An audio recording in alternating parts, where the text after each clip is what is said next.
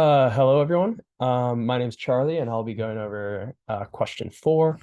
Um, and question four has to deal with higher order functions and runtime analysis. So let's get started.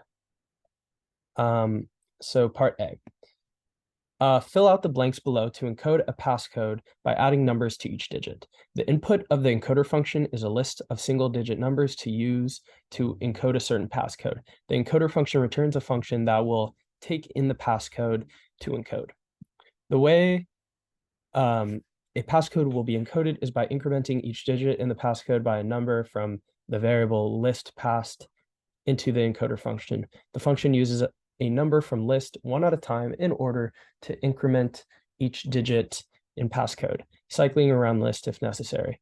See the dog tests for some examples. So we'll go over the third dog test. So we have encoder of a list of 5, 2, and of the string 1, 1, 1, 1. And that's supposed to return 6363. So what's happening here is we are adding 5 to the 1 at index 0 of the string, and then 2 to the 1 at index 1.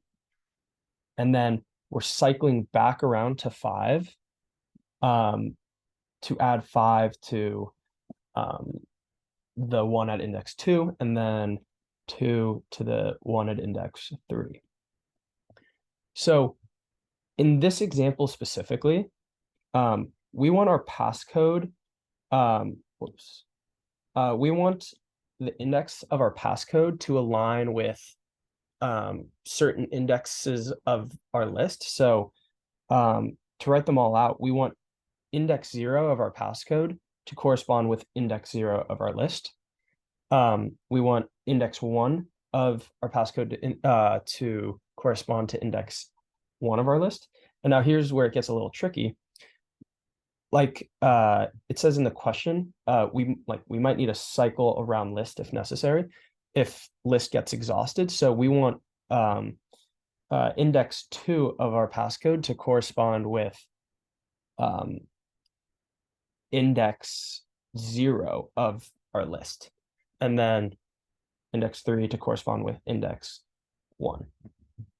So we need to figure out a way of kind of wrapping around our list. And the operator that we're going to use for this is the mod operator. So mod, and it's denoted with a %sign. And so in this example, I guess a little bit about mod is it finds the remainder. So if we did like 4 mod 2, that would equal 0 because 2 goes into 4 2 times with a remainder of 0. If we did 4 mod 3, we'd get a remainder of 1 because 3 goes into 4 1 time with a remainder of 1. So when we when thinking about the problem at hand, we want to mod 2 by something to get 0, and then we want to mod 3 by something to get 1. And what we need to mod it by is the length of our list. So putting this in our back pocket, we know that we're gonna have like I being kind of like our index, I mod the length of our list. This is going to show up somewhere in our solution. So going down to our skeleton, we see that we have to fill in our helper function. And so we'll get to writing the helper function in just a moment. But before we do, in order to have any use of the helper function, we know we're going to have to return that helper function. We know our like encoder of list is going to have to evaluate to our helper function, and then our passcode is our argument for our helper function. So with that, we can write that we want to return encode helper. So getting into our helper function, we're initializing an output as an empty string. So this gives us an idea that we're gonna have to concatenate values to this output string. And we're gonna do that through iteration, a for loop specifically. And so the first blank that we want to fill in our helper function is like for I in blank. And so let's think about how many times we want to iterate in our helper function. It's going to depend on how long our passcode is, because we want to encode, or in other words, we want to add some number to every number in our passcode. And in order to do that, you have to visit every digit in our passcode. So if our passcode is of length 5, we're going to have to visit all 5 digits. Similarly, if it was length 100, we have to visit all 100 digits. So since it depends on the length of the passcode, we can say for range in length passcode.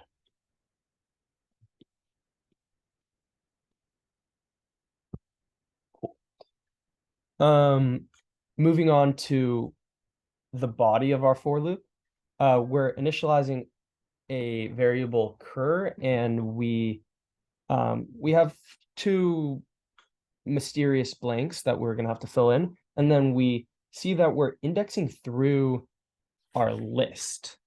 And so right here, this gives us an idea that this is list of blank is where we're going to pull our value of our list from and then add it to a digit in our passcode to encode it.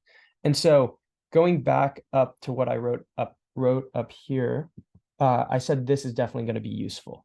And so what this is doing is we're taking the index and then we're modding it by the length of the list. So for all values of I that are less than the length of the list, so in this example, it would be 0 and 1. I is just gonna, or that value is going to be unchanged. So I is going to be equivalent to I mod length list. And then once you get an I that is larger than the length of the list, it starts to wrap around. So as you can see here, we get 0 for index 2 and then 1 for index 1. Sorry, 1 for index 3. And so we can fill in this blank with I mod length of list.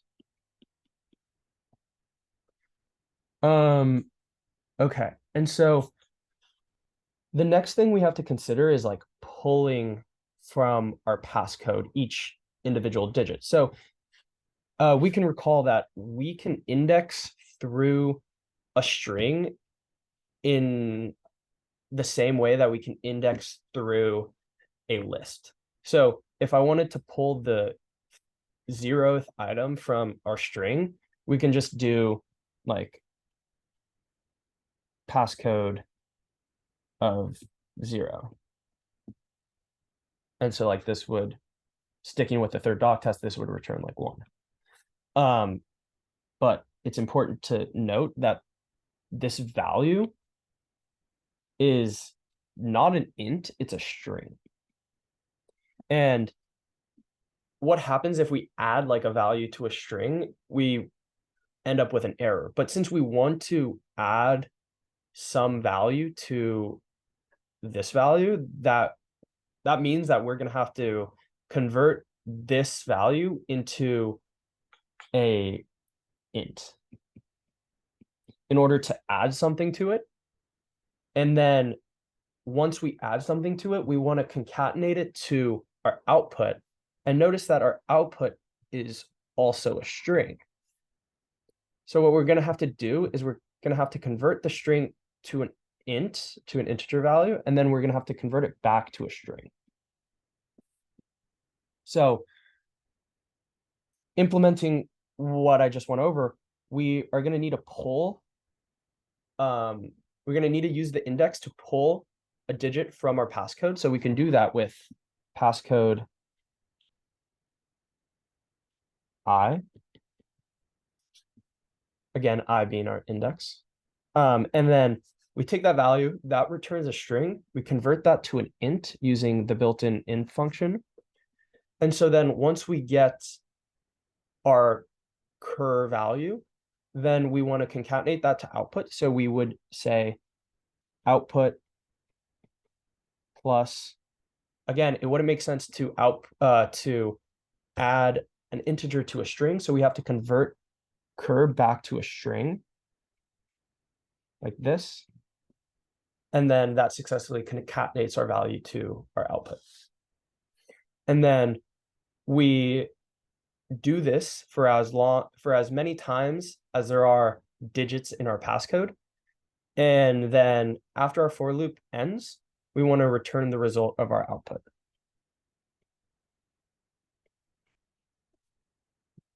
Like that. And then this is the answer to part A. So moving on to part B. This part deals with runtime analysis. So it says for this problem, you may assume encoder is implemented correctly. And then part I says, what is the runtime of the encoder function? So going back to part A,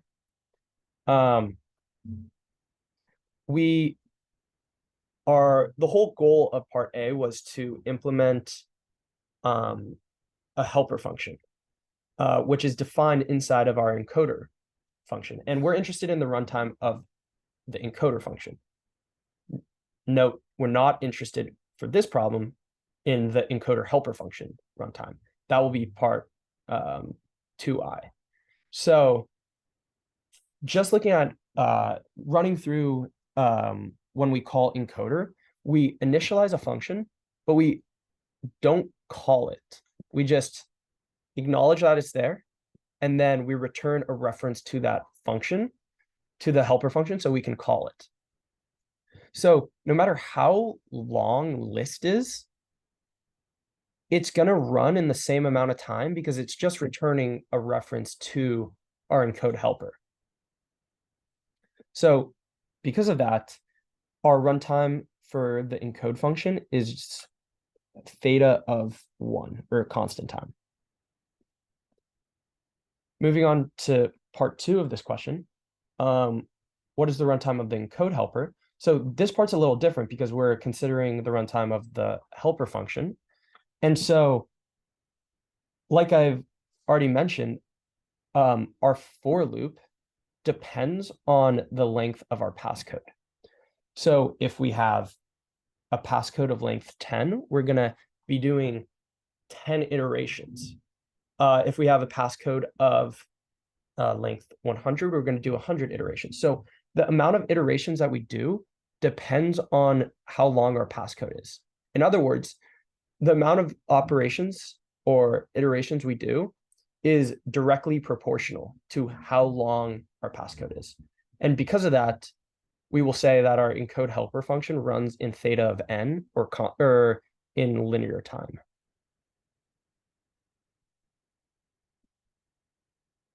And with that, that concludes all of question 4. So, yeah.